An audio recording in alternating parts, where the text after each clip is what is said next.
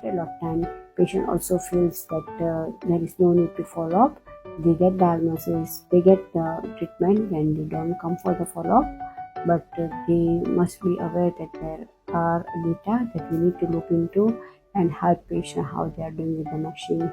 Some patient takes a few weeks to months to get used to the machine, and they need help. The data report will help us to adjust their settings accordingly.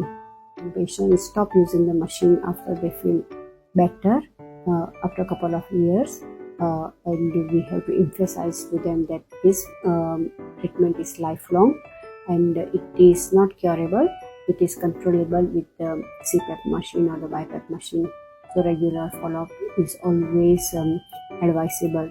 It is like diabetes or high blood pressure when you need to go to see a doctor regularly. Thank you.